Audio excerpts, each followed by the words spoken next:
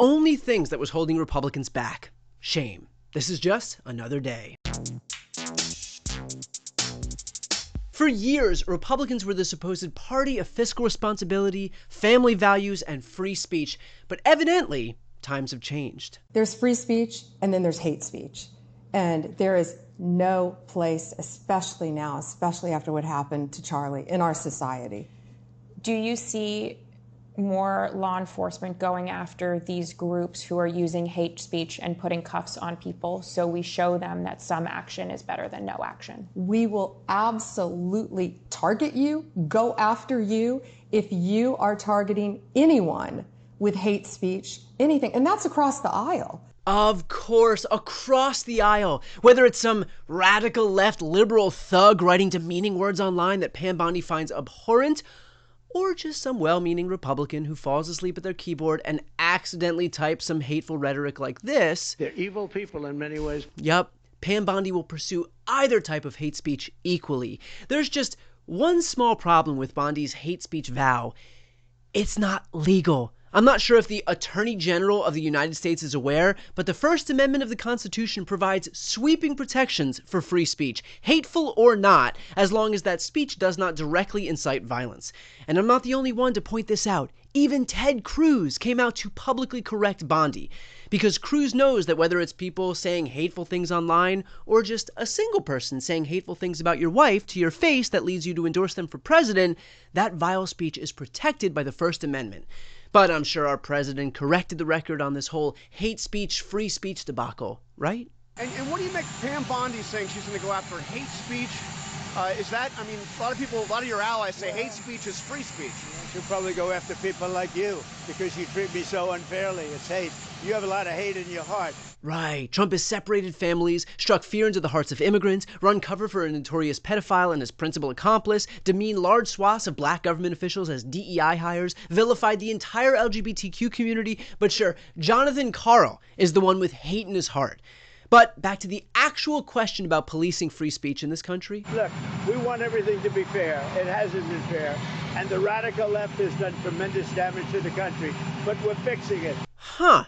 It's a bit odd that Trump didn't rush to the defense of free speech, considering I've stopped all government censorship and brought back free speech in America. It's back. I guess to Trump, free speech is kind of like the McRib. It was back, but for a limited time.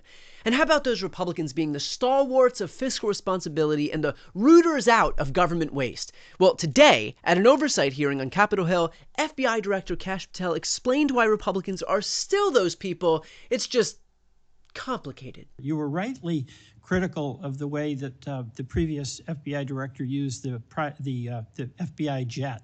And you said you wanted to ground Chris Wray's private jet travel that he pays for with taxpayer dollars to hop around the country.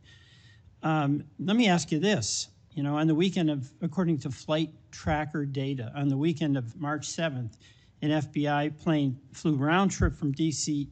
to Las Vegas, and you attended a UFC fight with Mel Gibson. Hold on, maybe it was a research project? I mean, this administration says they want to root out all forms of anti-Semitism, and what better way to do that than by getting into the mind of one of the country's biggest anti-Semites? But I'll let Kash answer. Yeah, you want to know the difference? I live in Las Vegas. I'm allowed to go home. I didn't leave a congressional hearing early on an FBI jet to dodge questions. And what I've done with the use of the private jet is use Andrews Air Force Base versus Reagan National as what the other directors have done to save the taxpayer dollars. Yep, Kash isn't being hypocritical here about government waste. He's just pissed that the prior administration used the wrong Air Force Base for takeoff. Let's just remember this in the future when the Trump administration gets called out for signing documents with an auto pen and then claims that the issue with Biden all along was actually that he used the wrong type of ink. And what about the whole Republicans are the party of family values thing? Because there's something about covering up for a child molester that doesn't feel so family values-y to me. Who, if anyone, did Epstein traffic these young women to besides himself? Himself. There is no credible information.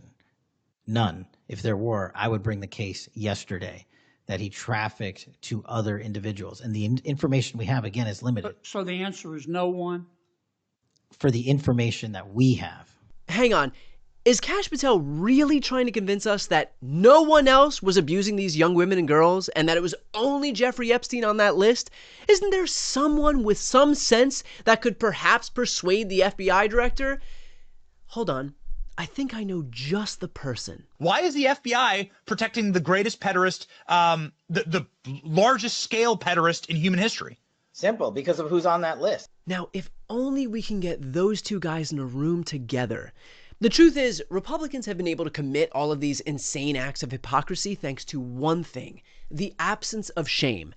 Which definitely sounds like the name of a cologne that Matt Gaetz would be the spokesperson for. See, not that long ago, Republicans were like other normal people in society and actually felt shame when confronted with past mistakes or acts of hypocrisy, which is a perfectly normal emotion to feel when you sense that you've overstepped. Maybe your brain tells you not only have you let others down, but you've let yourself down too.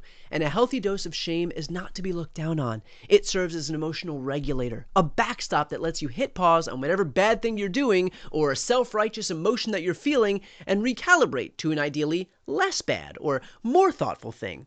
If you'll indulge me on a walk down memory lane, do you remember a Republican presidential candidate and man who many thought would ruin this country if elected, Mitt Romney? We were so young. Well, during his run for the presidency, some damning information came out about Romney's past. No, not that he sexually assaulted a woman in a dressing room or spent his nights partying with a billionaire pedophile and that man's sex trafficking girlfriend. It was way worse. Presidential candidate Mitt Romney accused of bullying a very vulnerable fellow student when he was in high school. Yes, that bombshell allegation led to nightly news. And what did Mitt Romney do when faced with assertions that he'd been a total dick in high school? There's no question but that I did some stupid things when I was in high school. And obviously, if I hurt anyone by virtue of that, I would be very sorry for it and apologize for it. An apology. Can you imagine a world where one of those is made by a Republican presidential candidate, let alone any single Republican at all today? Not a chance in hell. Those days are gone, and it's all thanks to this man. Donald Trump has taught Republicans that they don't have to feel shame anymore. He's taught them that just because the whole world can see your mistakes doesn't mean you have to feel bad about it, or apologize for it, or even acknowledge that any of those mistakes even took place. And in fact, anyone who says they did is going to get sued into oblivion. Does it matter that Republicans are breaking campaign promises left and right? Does it matter that they've railed against non-existent election rigging, but are now redrawing voting maps so that they can rig elections? Does it matter that multiple heads of their agencies sat at their Senate confirmation hearings and promised to do one thing, but are now being exposed as complete liars while they do the opposite? Does it matter that they've traversed the country, holding rally after rally, whipping up a fervor over having free speech protected, but are now doing everything in their power to police free speech? Yes, it does matter. Just not to them. But hey, maybe it's just me. Maybe I'm expecting too much from our elected officials. Maybe I want accountability for their past transgressions. Or maybe there's some other completely rational diagnosis altogether for what I'm feeling. You have a lot of hate in your heart. That must be it. Before you go, if you enjoyed this content and you want to see more and support independent media, please subscribe to this channel. The subscribe button will be right here on the screen. But second, the reality is that we are now in a political environment where this administration can lean on any of the social media platforms to suppress certain voices if they don't like critical coverage. That means my longevity here is in the hands of a few tech billionaires who are already making it clear that they are willing to cater to this administration. To that end, signing up for my newsletter is a way for me to reach you directly if that ever becomes necessary. I'll put the link right here on the screen as well, so please sign up. It's free, but there's also an option to do a paid subscription if you'd like to support me and my team. I really appreciate it. Thanks so much for